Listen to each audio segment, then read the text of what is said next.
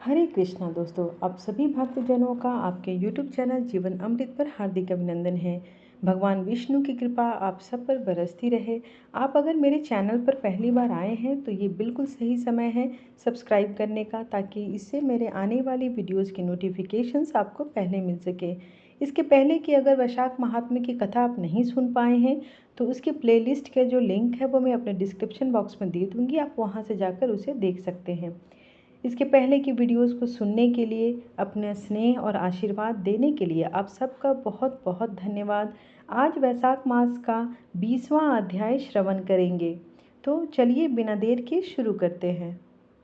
श्रुत देव जी कहने लगे, भगवान के दर्शन के आनंद में मग्न हृदय वाले उस राजा ने तत्काल शीश झुका प्रणाम किया और बहुत देर तक आकुल नेत्रों से विश्वास में जगदीश का दर्शन करता रहा। फिर चरण धोकर जल सिर पर धारण किया और बहुमूल्यवान आभूषण चंदन आदि से पूजन करने लगा। धूप दीप फूल माला नैवेद्य और आत्मसर्पण आदि से विष्णु भगवान को प्रसन्न कर बोला, हे निर्गुण विश्वमूर्ते, आपके चरणावृंद धन्य हैं। हे चरण शरणागतों के पाप को दूर करने वाले, तुम्हारे चरणावृंद को भूलकर तृषा से व्याकुल अनेक योनियों में भ्रमण करता हूँ। ना मैंने दान किया, ना साधु की सेवा की, ना तुम्हारी कथा सुनी। उस अपराध से शत्रुओं ने मुझे पराजित कर दिया, मेरा वैभव नष्ट हो गया।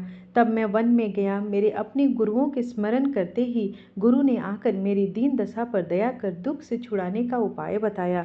उनके बताए वैशाख के धर्म कार्य जो शुभ फल देने वाले हैं मैं करने लगा, जिनके प्रभाव से मुझे संपूर्ण वैभव मिला और मैं अत्यंत प्रसन्न हूँ। हे परमात्मा, संतों पर अनुग्रह करने वाले, तुमको नमस्कार है। हे जगन्निवास, हे देवेश, आप प्रसन्न हो जाइए, जिससे आपके चरण कमलों में मेरी स्मृति हो।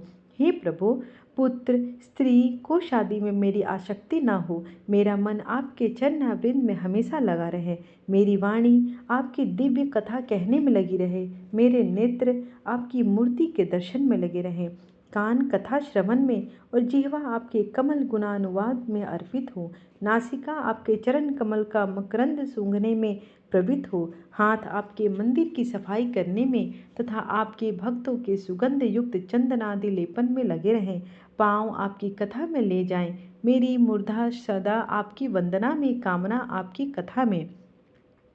बुद्धि आपके विचार में सदा लगी रहे। साधु संगत और आपकी श्रेष्ठ कथाओं के गान में मेरे दिन बीते। ही प्रभु, एक पल भी आपके प्रसंग बिना व्यतीत न हो। हे विष्णु, हे संपूर्ण राज्य पुत्र पौत्रादि किसी को भी इच्छा नहीं करता हूँ।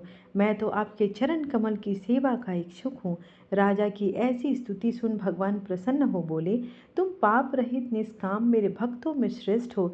10 सहस्त्र वर्ष की तुम्हारी अवस्था हो, दिव्य धन संपत्ति, मेरी दृढ़ भक्ति और अंत में मेरी सायुज्यता मिलेगी।